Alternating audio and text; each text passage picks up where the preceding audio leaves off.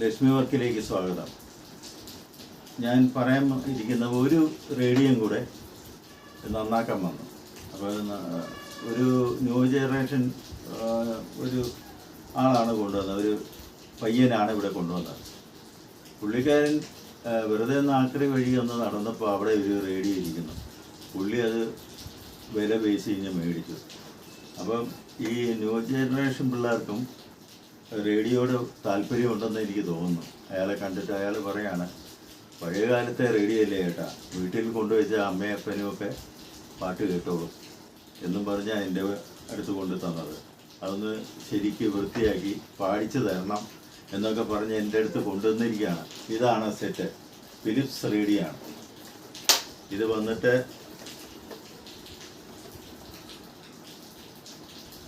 528 skipper radio ആണ്. Skipper ഫിലിപ്സിൻ്റെ radio ആണ്, പഴയ കാലത്തുള്ള. ഇത് ഭയങ്കര വോളിയം കാര്യങ്ങളും. ഇത് വലിയ വെയിറ്റ് ഇല്ല, ഒരു 2-3 കിലോ വെയിറ്റ് വരും ഇതിന്. 4 ബാൻഡ് റേഡിയോ ആണ്. ഇതിലൊന്നും FM ഇല്ല. ഷോർട്ട് 1, ഷോർട്ട് 2, ഷോർട്ട് 3, മീഡിയം, ഇങ്ങനെയാണ് ഇതിൽ കൊടുത്തിരിക്കുന്നത്. അപ്പോൾ നല്ലൊരു ഒതുങ്ങിയ സെറ്റാണ്. AC ഇതിന് ഇലിമിനേറ്റർ ഉണ്ട് ഈ സെറ്റിൽ. പിന്നെ ഇതൊരു 4 ബാറ്ററി ആയിരിക്കും ഇതിൻ്റെ അകത്ത് കിടക്കുന്നത്, 4 ബാറ്ററി.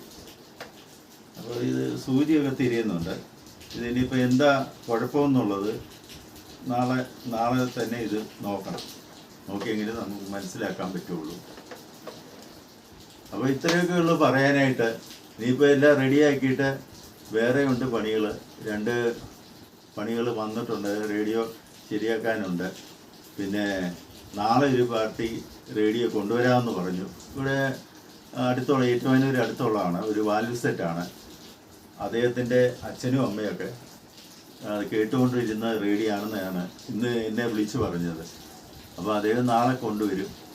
അമ്പലത്തെ എൻ്റെ വീട് അറിയില്ല, വീടും കടയും കൂടെയാണ് ഞങ്ങൾക്ക്. അപ്പോൾ എൻ്റെ വീടും കട അറിയത്തില്ല.